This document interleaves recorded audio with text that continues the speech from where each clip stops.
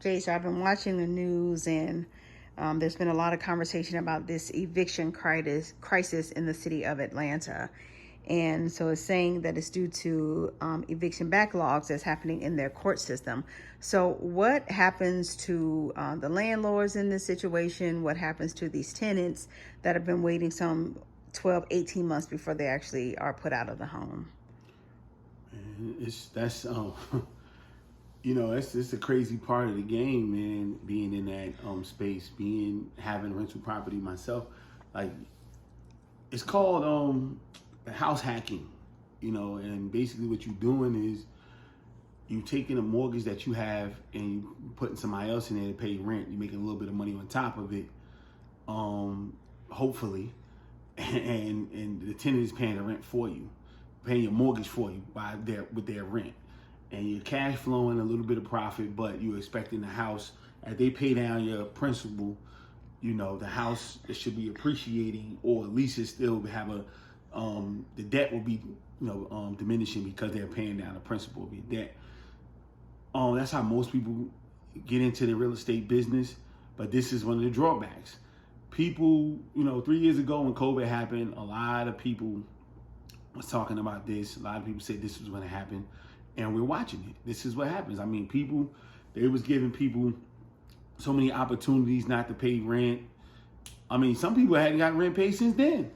So these are the evictions that they filed was because of that. Because what happened was the relief that was going to landlords and tenants. The landlords was getting some relief, from the government. And the tenants was getting relief from the government. Well, no more relief on either side. So now they want their money. The tenants didn't do what they were supposed to do with the money that they had. They was chilling. They was living their best life with it. And so now everybody's back to reality again. And so, but everybody's running through there all at one time. And just like the housing crisis period, it's just not enough.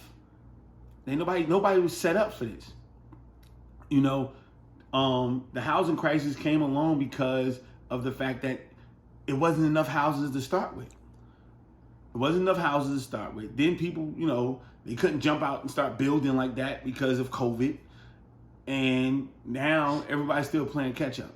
Also, you had people that wasn't leaving their houses, or they bought up houses real fast, real cheap, at that low interest rate before the Fed start hiking everything, and they're not going anywhere because people traded their 3-bedroom house in for a 5-bedroom house and left the tenant into the other house because they're no longer going to the office now.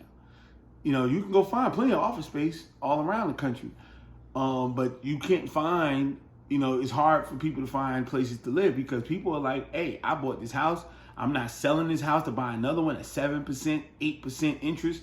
So there is just a lot of supply and demand issues. And it's the same thing with this. These evictions was probably coming when it could have been, let's just say 50, a day. I'm just throwing a number out there. That 50 turned to 500, something gonna change. You know what I mean? And if you don't have the manpower and the people around to deal with that, the personnel to deal with that, that's what's gonna happen. Every one of these landlords are going through the same problem at the same time. A lot of them were sold a bill of goods because Atlanta was a inexpensive place, and they ran it up during COVID. And so they figured they could just go ahead and have this house, get all this rent. But realistically, a lot of these people can't afford $1,900, $2,000 for a 3-bedroom. That's not New York.